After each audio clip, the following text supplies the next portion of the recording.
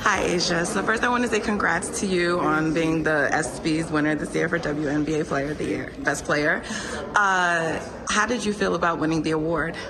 Man, it was a blessing. I honestly was taking a nap when they announced it, so when I woke up, my phone was blowing up, and I'm like, what in the world did Asia do now? But no, it's truly a blessing to be able to have my name up there as a nominee and to win it all. I got to credit my teammates. They allow me to be me, and yeah, it comes with that. So your teammate Kelsey, she tweeted when the news came out. She said, like, no brainer. That may not be her exact words, but she also said, so was the 2K cover. What are your thoughts on your teammates just always having your back?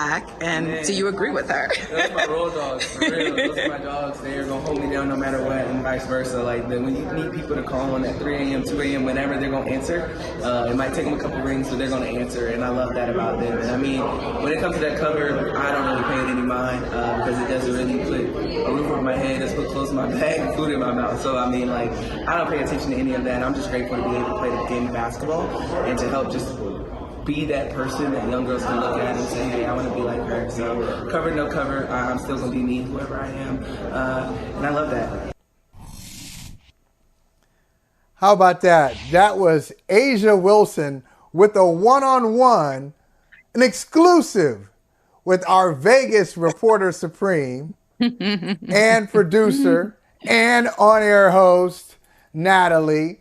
What's up, Natalie? Asia was I like where she was going there. She's so charismatic, but there's a message there about this 2K thing. So why don't you break that down for us? Because I think this is a fascinating topic.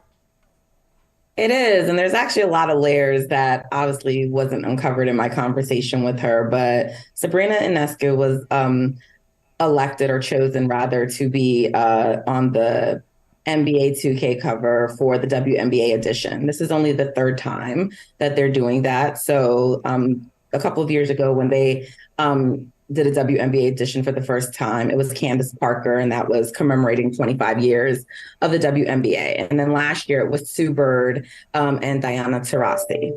So this year they went with Sabrina Ionescu, and it caused quite a bit of stir with fans on NBA Twitter, but also even one of Asia's teammates didn't appreciate it, and that was Kelsey Plum, and she tweeted about it. And the reason why this was such a big deal is because, one, there's already an issue within the WNBA in terms of branding and marketing, in terms of promoting the white players over the black players, and the black players and stars are often overlooked.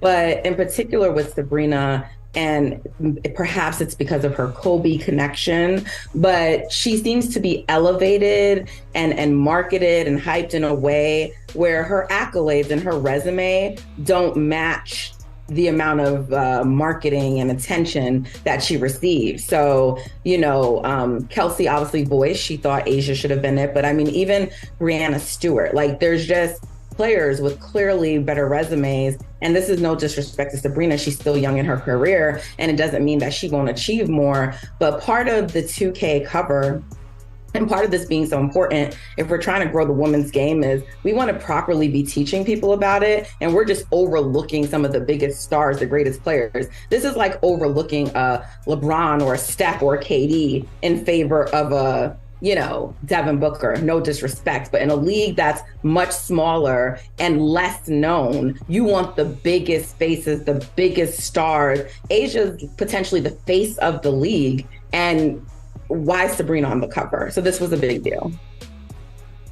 Yeah, and I mean, for people looking at, these comparisons of honors and awards, I mean, even if it was a Breanna Stewart, I don't think there would be so much of a disapproval of the cover, because if you look at Asia Wilson and Breanna Stewart, you can make a case for either or. But I completely agree with what you're saying. And listen, I'm very familiar with 2K. I've played it my entire life. I'm pretty dang good at it if anyone wants to run it one day, but that's a different conversation. All right. But okay. I will say, though, a lot of hoop heads and players in general don't really regard 2K in the way that they used to for this very thing. They don't feel it's a true representation of what the league is. And now you incorporate the WNBA into that. That's why players in the NBA have such a long time, have always beefed with Ronnie 2K about their own personal ratings, because it's like, who are you to rate me as a player? You're not a ball player. You don't work in the space. You're basically an influencer who promotes a video game. What makes you say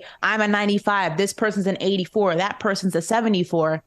So while I understand the accolades that come with being on the cover and being a cover star, it also does not properly and has not properly represented, I feel like, either league in multiple capacities for a very long time. It's kind of a popularity contest in so many ways. I mean, there have been ratings that have come out for the NBA that I've looked at and was like, where'd you pull that from? It's like, if you don't, if you're not BFFs with Ronnie, he gives you a bad rating.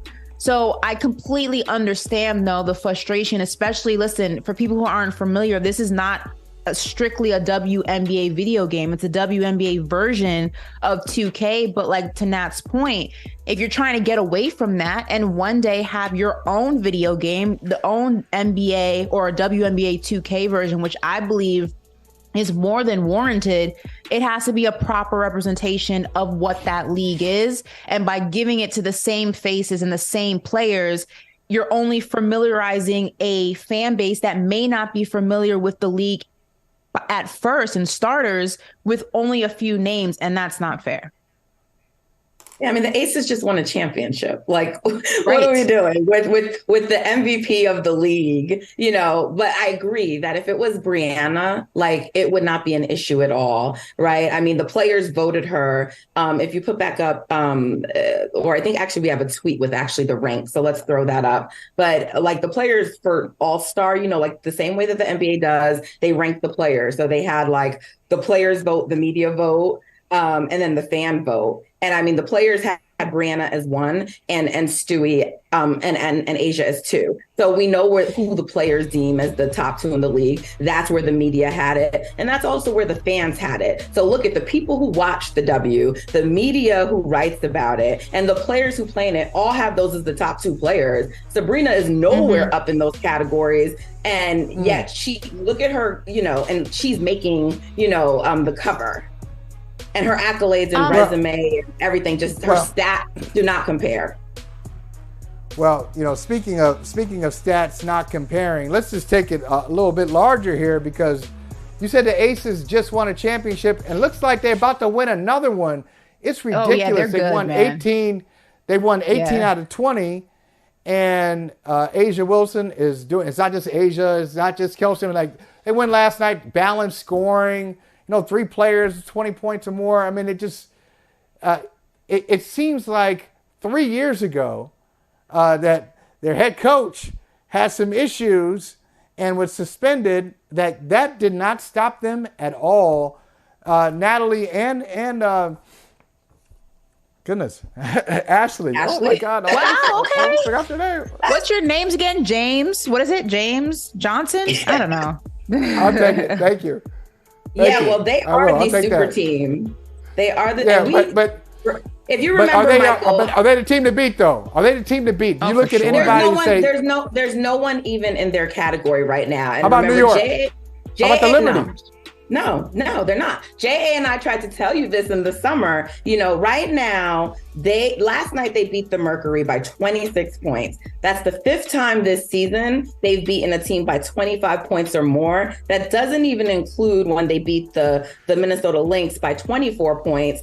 And there's only 2 other teams in the WNBA all season that have won by such margins. You had Kelsey Plum, one of their 4 All-Stars, who just had a 40-point game the other night, made history because she shot like 78% from the field, highest ever. You have Chelsea Gray, who's on track to become the 2nd WNBA player to have a 50-40-90 season. Only Elena Deladon has done that. I mean, another All-Star on the team. You have last night, Jackie Young was their leading scorer, their 4th All-Star on the team, aside from Asia. So those are their 4 All-Stars. They have an All-Star at every spot. That's not even including Candace Parker, who didn't play last night and started off off slow, but is now starting to heat up and look like the Candace Parker we know. This team, even the other night, Kelsey didn't play, Candace didn't play, and they're still steamrolling teams. I mean, they're here, they're at the top, and then there's everybody else. They're the real life monsters. That's what they are. You know, the Monstars and Looney Tunes with all the powers. That's basically what they are. We talk super teams, that's a super team. Well, and that was usually done by drafting. I just want to point that out and make it clear. This is not like some team that just traded and got, you know, they do have Chelsea that they traded for, and they just got Candace, but this is homegrown and built and developed. Hey, thank you for watching Brother from Another. If you haven't hit that subscribe button, go ahead and do that now. Don't forget, you can catch us 3 to 4 weekdays on PeacockTV.com and on Sirius XM Channel 85.